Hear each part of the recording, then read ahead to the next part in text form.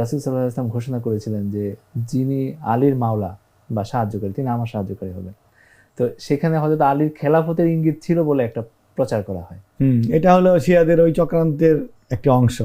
তারা আরো অনেক কথা নিয়ে এরকম কথা বলে, এই যে আনা মাদিনাতুল ইলমি ওয়া আলাইহিন বাবুহা। তো এটা নবীজি একটা খুব দয়ীফ হাদিস, দুর্বল হাদিস, যে আমি জ্ঞানের সাগর, জ্ঞানের শহর, আলী হলো এই শহরের দরজা, মানে দরজা দিয়ে ইলমটা বের হবে।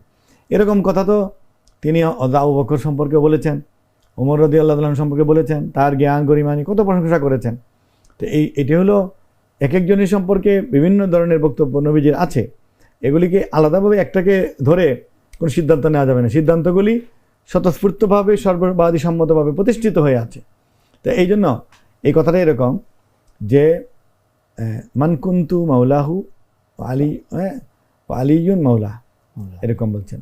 তো এর অর্থ কি? একটা হলো যে যারা আমার বন্ধু তারা আলীরও বন্ধু থাকো।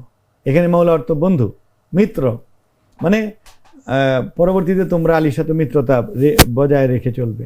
কারণ আলী রাদিয়াল্লাহু আনহু নবীজির এক হিসেবে ছোটো চাচাতো ভাই, আরেকটা হলো তার তো মেয়ের জামাই, এবং তার বংশ এই ধারাই চলছে।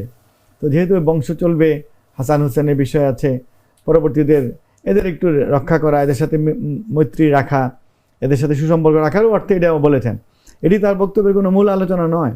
তিনি ওখানে ইমানের কথা, ইসলামের কথা, গাদিয়ে খুমটা হলো আপনার জহফা যে এরিয়াটা, সেই এলাকায় যখন তিনি পৌঁছেছেন, তো আল্লাহ রাসূল সাল্লাল্লাহু আলাইহি ওয়াসাল্লাম তো একটি ভাষণ দেননি। তিনি নবম হিজরিতে হজ ফরজ হয়েছে, তখন আবু বকর রাদিয়াল্লাহু তাআলা আনহুকে হজের ইমাম বানিয়ে পাঠিয়েছেন। এটাতে ইঙ্গিত করে যে তিনি খলিফা হবেন। সেই সময়ে পরবর্তীতে হযরত আলী রাদিয়াল্লাহু তাআলা আনহুকে পাঠিয়েছেন এটা খবর দেওয়ার জন্য। খবরটা কি? যে আবু বকর তো চলে গিয়েছে মক্কায়, তো মসজিদে হারামের ব্যাপারে একটা ঘোষণা ওহী নাজিল হয়েছে, তুমি এটা জানিয়ে দাও।